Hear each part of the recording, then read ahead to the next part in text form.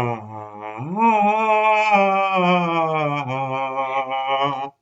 ah,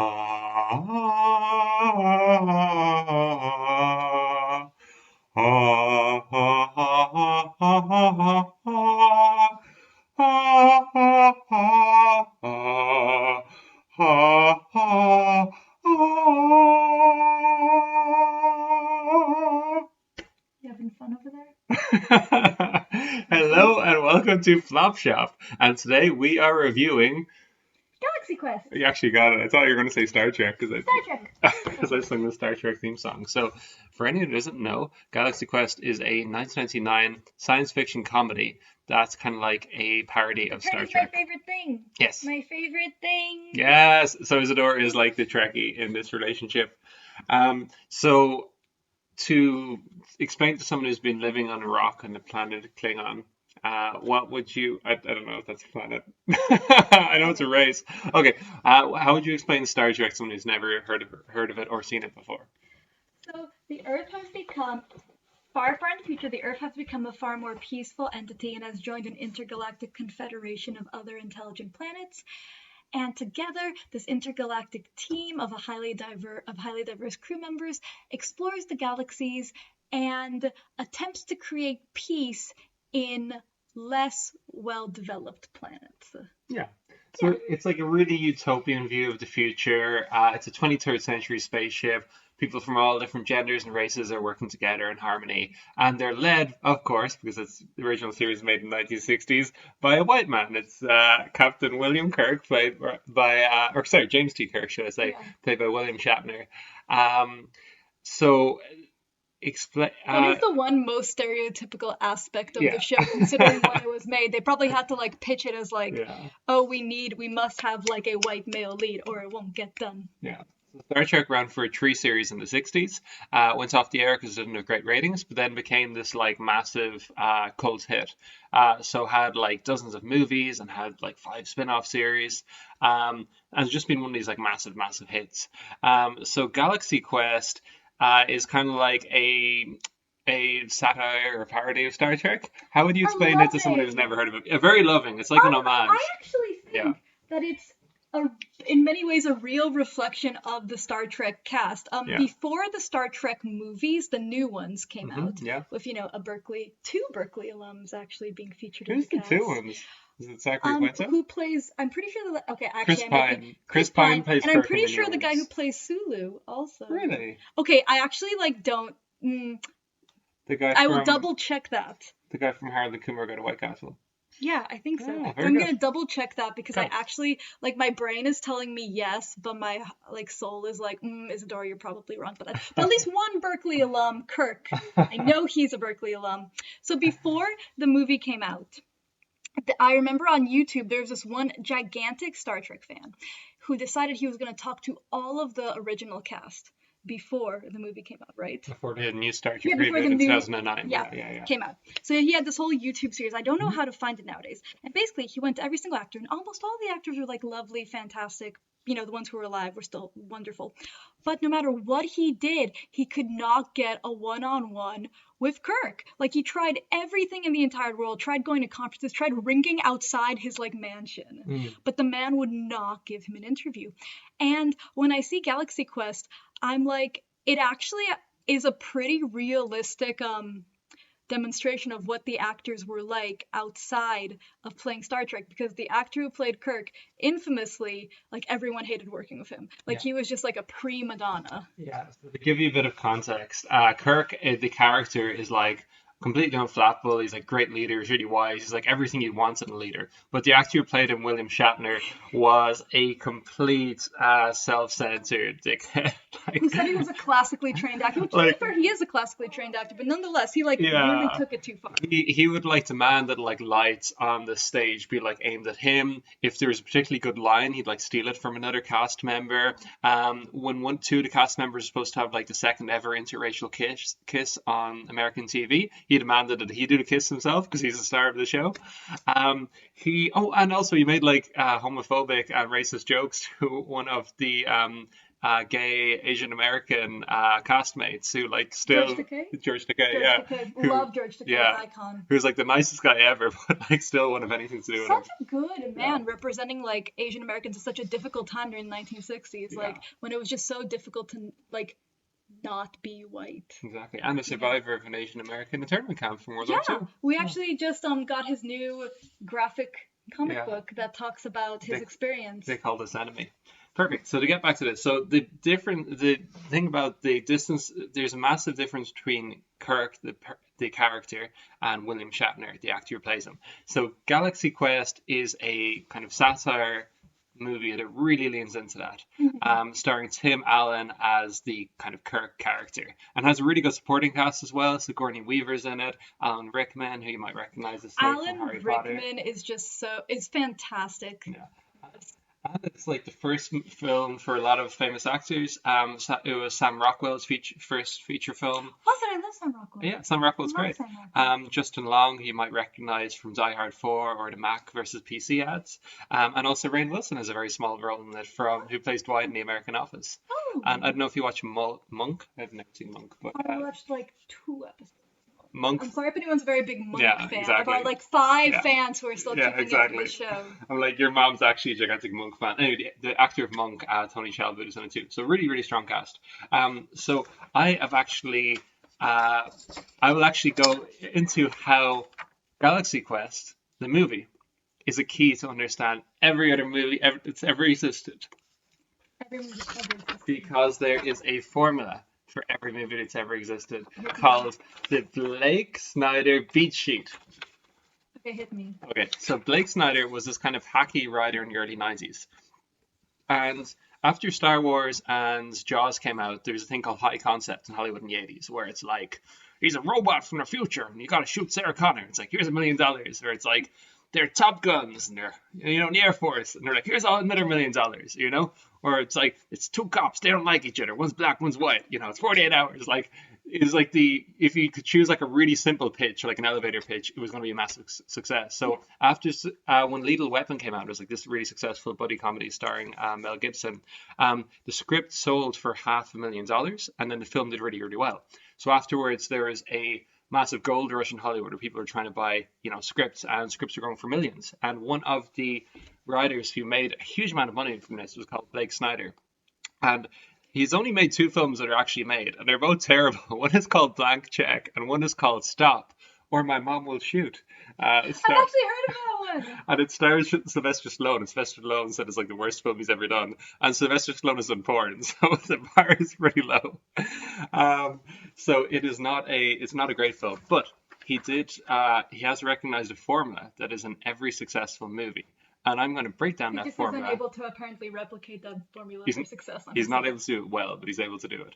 So I'm going to break down that formula with Galaxy Quest, and you can use that formula for any other film. Okay, you ready to go? Okay, perfect.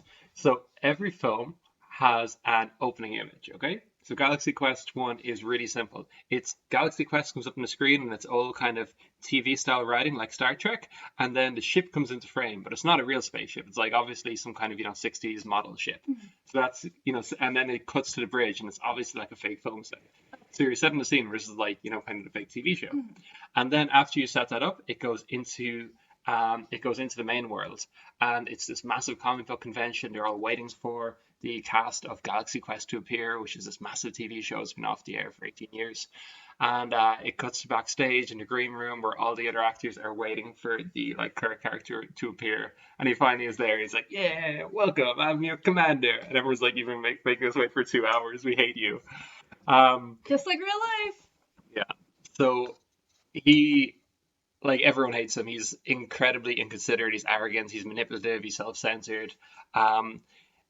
And when he's signing autographs in the first 5 minutes, the theme is stated. So we've got our opening image, and now we've got our theme stated, where he talks about being in like a jam in one of the episodes, and he's got to fight the monster or else save his crew.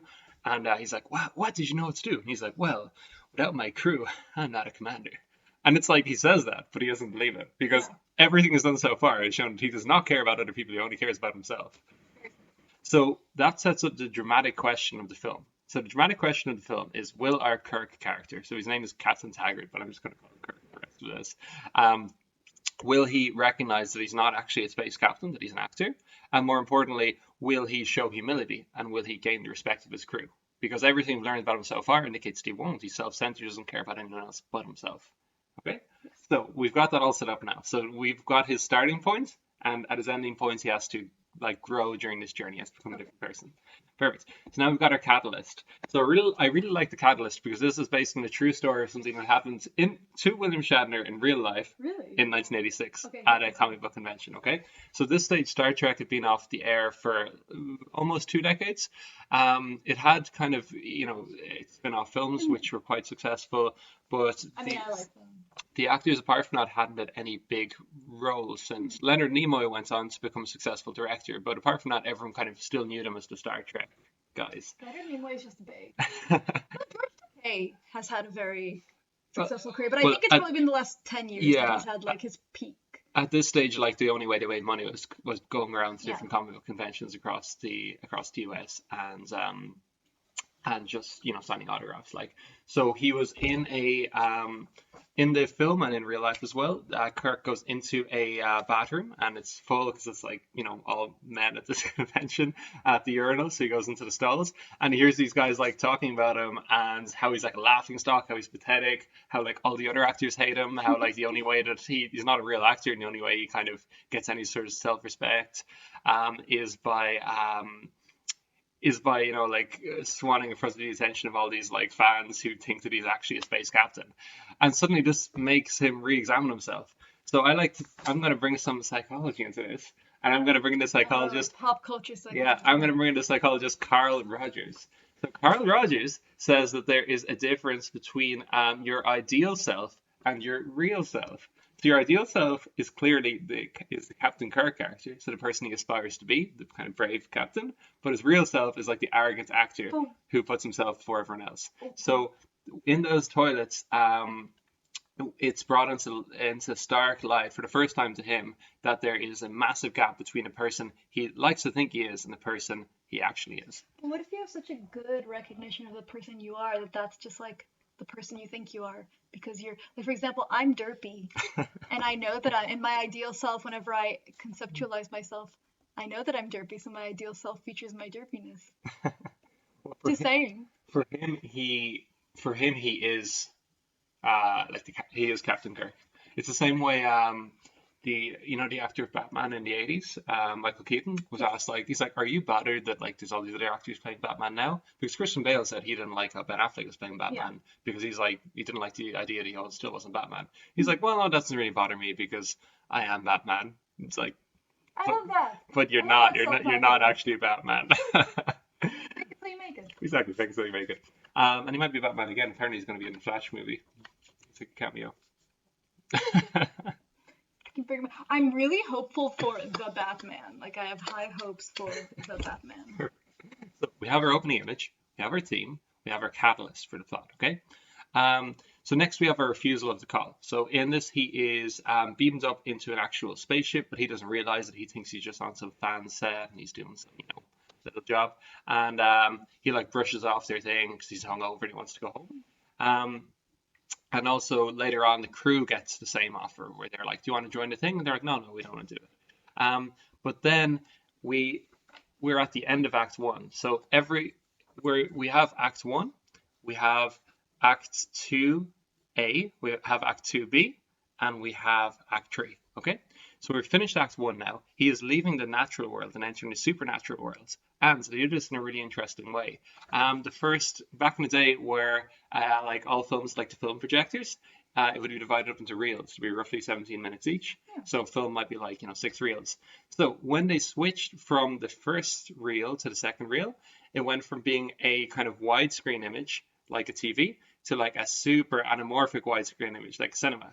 And that's when he looks at it the first time, he realizes he's actually in space. I love that. Yeah, and it's a really clever way of doing it. Really Yeah. So loads of films have used this since. So if you notice, the Grand Budapest Hotel uses different aspect ratios depending on what era it is. So when you go back further in time, there's like a smaller and smaller aspect ratio, and you go to the modern day, there's like a super widescreen. So I thought that was really clever. And also ahead of its time because apparently it's projected wrong, like back in the 90s. before there's digital projection. Grant, so we've entered a supernatural world, so he is in space, and he's actually has to be the space commander. He gets his crew on board, and he is abducted by this race of aliens who actually believe his delusion. So they actually believe that he is a real captain, and he's going to save He's them. living his dream. Exactly. You know? So he's literally living his dream. He's like, his dream before this was like all these fans who kind of believe he's Captain Kirk. And now he's actually on this like Starship Enterprise and he gets to be Captain Kirk. He's like, this is the best thing ever. Like, my life could not get any better. Okay? So, Because he has to do Captain Kirk things. exactly. Okay. So this is the thing, okay? This is the difference between the thing the character wants and the thing the character needs. So the character wants is he wants to be Captain Kirk. He wants to run the spaceship. He wants to be like bossing people around, like everyone like adore him. Yeah. But what he needs is like a journey of humility and self-reflection and growth, which is less fun to him. But also, okay, sometimes I love a good journey of humility and self-reflection and growth, but occasionally I'm just like, is the character worth it? Like, is this character worth the journey of it? Like all the other characters in Galaxy Quest are cooler than him. I want Alan Rickman to go on a journey of self-reflection. So, well, there is actually, you can have a like secondary character having their own journey. So typically when we're in Act 2A now, this is when you usually introduce the B plot, which is usually a romantic subplot. And there is a romantic subplot in this with the monk character, but it's very kind of basic and doesn't go into a lot of detail. It's basically the character learns to believe in himself and gets the girl, and that's kind of it. I'm not going to go into huge detail. Focus on the main thing. Now we're Act 2A. We're at the fun and games stage. So the fun and games stage is all the fun things you put in the trailer, all the cool Yeah. funny scenes you tell everybody about, all the bits you remember afterwards when you're thinking back on the film. So it's them like having battles through like the asteroid belts, fighting rock monsters. All the big Star Trek. Exactly. All like the big Star, all the things Yeah. you'd want to see in a Star Trek movie, and all the kind of funny scenes as well. There was like what would it actually be like if they were teleported. And it ends with one of his with him fighting the rock monster, realizing he can't win, and then saying to the crew, "You need to beam me up." But the character hasn't been able to beam someone up before. He's failed. So he says, the Kirk character says, like, "I know in my heart you can do it. You can save my life." And of course, at the last minute, he's like beamed back in and he's saved. And it goes to show that by trusting in his crew and by like causing self-belief in his crew, that he is able to succeed. Okay, so this is the halfway point of the movie. We've reached our false victory. So at this stage, the actor or the main character sees the truth. So he's actually taken it to heart for the first time that without his crew, he's not a commander, because he'd literally be dead. He'd be squashed if he wasn't. If he didn't believe in his crew. But at the same time, he doesn't want to let go of the lie. So the lie is that he's a space commander, and he's like, Well, that he's a competent space yeah, commander. exactly. You know, that he's good at what he does. And that everybody respects him, and that every decision he makes is right, because that's what he wants to believe. So he hasn't given that go. He's like, well, I've been doing pretty well so far, so why can't both be true? Why can't I respect people and also be a space commander? So I mean, technically, you could if you were any good at your job. That's the difference. Is that he's not good at his job. he's an actor. He can't be good at his job. Yeah, but he's under the belief that he is good at the job. Do you know what I mean? Well, this comes into it later on. Yes. So we've reached Act 2B now. So we're at the halfway point of the film. We have our false victory with him being saved by his crew, but we need to raise the stakes, okay? So he says, okay, guys, I'm great. You guys go back to your home planet. I'm going to jigger back to Earth, and we'll be home by tea time. And they're like, oh no, our planet was destroyed. We're like the only people of our race that's left alive. So sad. And suddenly it's like the stakes are raised because he's been like playing with these people, but didn't realize they're like literally the only emissaries left of their entire species. And if he messes up, they're all dead. Suddenly stakes are raised. And seconds later, bad guys close in. So in this case, it's literally the bad guys board the ship and close in. So it's a very 90s movies are easiest to do the Blake Snyder Beach for because it's super obvious that stuff is happening. It's like, hello, sir, I've entered. Ship is boarded by Cyrus, who's our villain, who is basically a space commander, looks like a big lizard, who only cares about himself. So it fits into this kind of broken mirror that the villain should be. It's lizard you. Exactly. It should reflect the kind of evil parts of you. So the evil parts of him is a arrogant, inconsiderate person who only cares about his own wants and needs and doesn't care about the welfare of his crew. Because Cyrus, you see later, like puts his own crew in danger to save himself. So so the bad guys close in. Everything's looking like everything's going to be terrible, and we have our lowest point of the film, which is the dark night of the soul. So this is typically where the characters brush on death or brush on having a crisis. So in this, he confesses to the aliens who've abducted him that he's not actually a space commander, and says that like the TV show wasn't real. They thought it was like a historical document, like a documentary. And he says it's all fake, just like me. So So deep. so So deep. so okay. I know it's like obvious because it's a 90s movie, but for the first time, he has recognized that has been living a lie, that he is a fake commander, that he's not a real commander, that he is an actor. Um, That's like the difficult thing for me though, is because like I feel like most actors are just aware of when they make a lucky break, and all the other actors are just sitting there being like, yeah, we're doing this for the hustle. You know what I mean? yeah, Like we can't get employed after this show because we got so famous doing this show that like this is the show we've done. So now we're gonna just do all these like comic book conventions and basically make money. But he's the one who's still going around being like, no, but I actually am the commander. Were you not aware? yeah, Like, and I just feel like he would have been so less obnoxious if he'd just been able to own up to the fact that like he's just an actor. yeah, Yeah. exactly. And one of the things I love about it is the Star Trek cast were asked what they thought of the film, and they all thought it was really funny and they loved Yeah. it, except for William Shatner was like, I didn't get what they were doing at all. Like, it didn't, it Well, doesn't remind me of Star Trek at all. What were William they doing? Shatner is not It's the like king of self-awareness. not the king of self-awareness, even though he's still alive at 90. He must have incredible genes. I mean, considering the fact that man like very much played hard, Yeah, as far as I'm aware. yeah, Yeah, yeah. I'm impressed. He's done very well.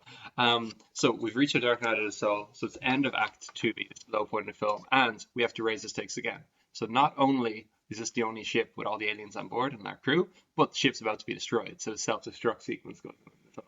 Okay, Yeah. Cyrus leaves the ship, and we're at our low point. So now we've reached our third act. So our third act is our character has seen the truth, so he's seen he needs to trust his crew, but for the first time he's been able to reject the lie. So he's actually realized that he is a fake, that he's not a real Yeah. commander, and he needs to reject that.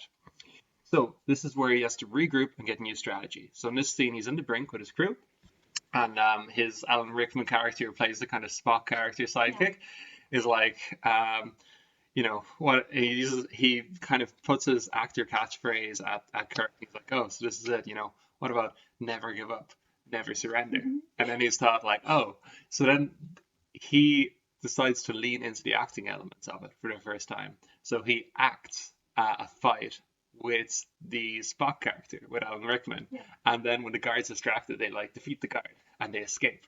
And then he relies on his crew. Him and his crew split up in order that they can defeat the aliens and take over the ship. So this is turning the table. So they're using their new strategy. So he's using his trust in the crew and his realization he's just an actor to take on the aliens. So they defeat the aliens. They have their big action climax. It's all your kind of money shots for like Yeah. spaceships exploding and stuff. And then there is a moment where he sees all his crew dying, and they've been kind of hyping up this like special weapon, the Omega 13, and he finally uses that not to help himself, but to save his crew. Yeah. So he's realized for the first time that he needs to risk his own life to sacrifice the crew. After that, everything's successful, and he's offered to be a space commander on a ship. The aliens are like, "Hey, you want to be on our ship and be our commander for life?" And this is everything he wants. This is like literally his dream. And he's like, "Oh, we really want a great commander." And he says to the head alien, he's like, "I think they have a great commander right here." So for the first time, he's actually shown humility, and he's Yeah. realized like, "I'm not actually a commander. You are." But then also he's like, doesn't sound like a good gig. Like, where's the 401k? Like, what's security? Like, you know what I mean? Like, a little part of me is like, okay, yes, but also now he's realized that he's actually in danger. He's probably like, get me out of here. For the first time, he has kind of taken on the lesson. He's rejected the lie, so he's realized that he's not a commander, and he's starting to act on that now. So he's now he's mastered the space world, so our supernatural world, and he's going to return to the natural world, the normal world, and see if he can keep those lessons. So, and this is very obvious. We said when the supernatural world is when they got in a spaceship. The natural world is when they go flying back into Earth, and their spaceship like crash lands into the convention center, and everyone just thinks it's like a big stunt, Yeah. So like everyone comes out of the spaceship and the audience just thinks, oh, like this is a really cool stunt entrance. Um, but then he comes out and he's like, bowing and stuff. But suddenly the villain comes out, Cyrus, and like starts pointing a gun at all of them. So he gets his like crew out of the way, so he's protecting them, Yeah. and then gets his gun and shoots Cyrus. Like Cyrus like literally disappears in a puff of smoke, and it's everything that he's wanted. And like the audience is like going absolutely mad, and he goes out in front like, and the audience is like cheering him just like they did at the start of the movie. But for the first time, he turns around to his crew and he's like, "You guys come up too," and they can't believe it because they're like, he loves hogging the attention. He Like literally hugs the when they're attention. signing signatures, he's like a table all to himself, and everyone Yeah. else they're all at like some kids table. Um, so he has risked his life for the crew. He is like he is kind of shared the honor with them and the glory, and he gets the girl. He gets Sigourney Weaver, which is like a typical 90s thing as well. Very typical. So this stage, he's a master of two worlds. So he's a master of our supernatural world, the space world, and he's found his ability through that. And he's a master of the natural world. And also the time where he was in front of his fans and they're all cheering him on, that was his final temptation. So he's given up the temptation of being captain on a ship, and he's given up the temptation of being a hero in the natural world too. So by showing that humility and by making that lesson, showing that he actually cares about other people, that he's not inconsiderate anymore, that he's not arrogant, he's not manipulative, he's not self-centered, he actually has proven himself to be worthy of a true space commander.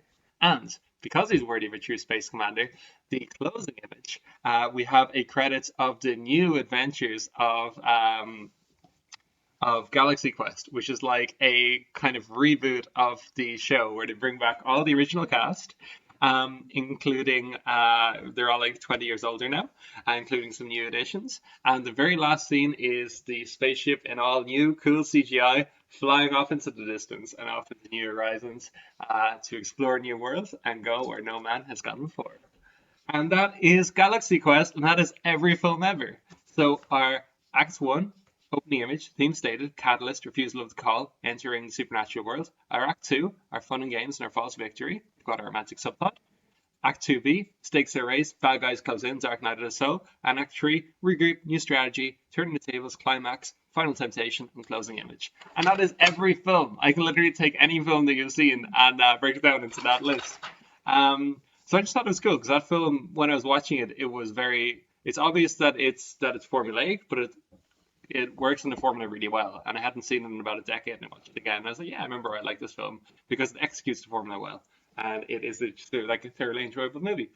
I like it because it has Alan Rickman. Alan Rickman is great. I also do like space. Space is cool. Space is cool. So Alan Rickman is, I'll talk a little bit about the outside of the film. Alan Rickman is my favorite character. He like deserves an Oscar nomination for this.